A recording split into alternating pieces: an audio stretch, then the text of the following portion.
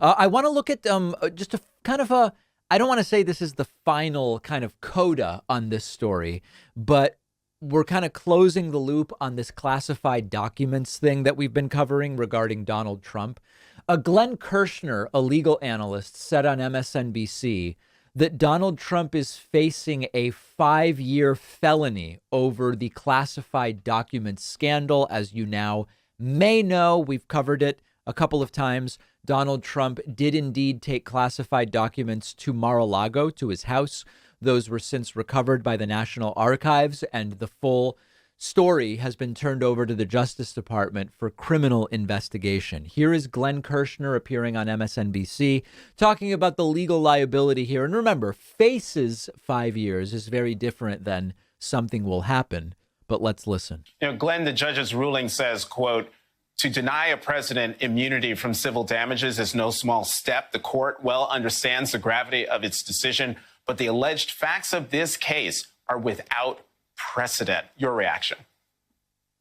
My reaction is Donald Trump may be reaching the end of his rope. I agree with Paul that there is, I think, a hesitation among prosecutors, both state and federal. Nobody wants to be the first one to charge a former president who's committed any number of crimes. I predict, Jonathan, once the first brave prosecutor who has the evidence to indict Donald Trump brings that indictment, everybody's going to want to be the second prosecutor. So that's interesting, first and foremost, because we've been talking about this, I guess we might say, hesitation to kind of cross the Rubicon, because there's this, again, it's not a policy. It's sort of just like an unspoken agreement. I don't even know what to call it. There's this tradition of not charging American presidents, current or former. But this is a unique circumstance in that there are so many different reasons why Trump might get charged. But yet, I think Kirschner is right. Kirschner's often hyperbolic. He's made predictions that haven't come true. So, take that all with a grain of salt. There is some degree to which it makes sense that no one prosecutor would want to be the first to charge a former president. Then let's move on to where he talks about the 5-year felony. Glenn, switching topics just a little bit, how can the January 6th committee use the information that Donald Trump took classified documents to further its investigation? Yeah, that is a 5-year felony. The National Archives has reported and referred to the Department of Justice for investigation the fact that Donald Trump removed classified national security information from the White House and he whisked it away to Mar-a-Lago. Jonathan, if that were you or me or Paul, you can bet we'd already be indicted. Now, that part is absolutely true. For a number of the different things Trump has done, normal people, so-called, would absolutely have been indicted already. But again, faces a 5-year felony is very different than anything is likely to happen. I would love it if the evidence points to charges and a conviction for Trump. I would love for that to happen if that's what due process determines.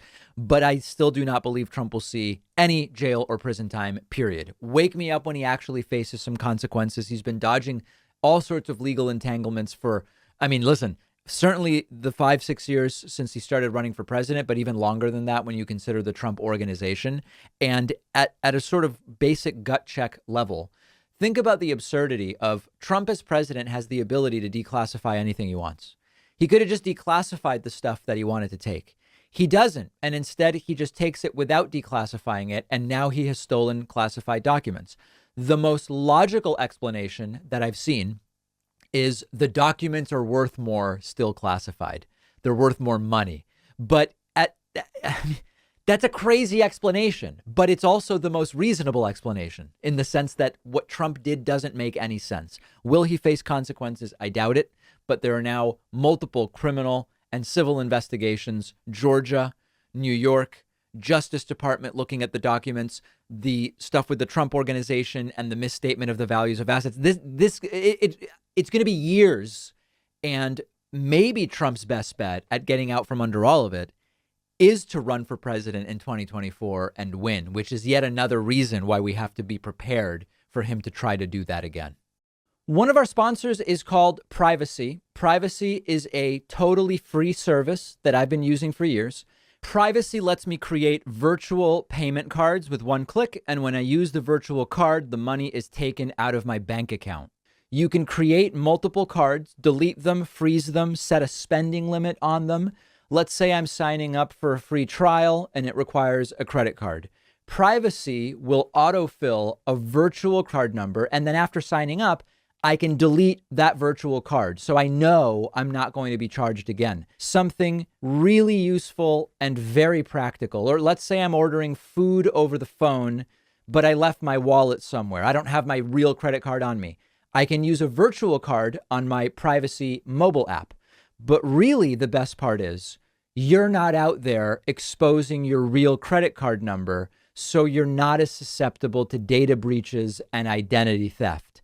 Privacy is a totally free service, and you'll get $5 to spend when you go to privacy.com/Pacman. The link is right underneath this video.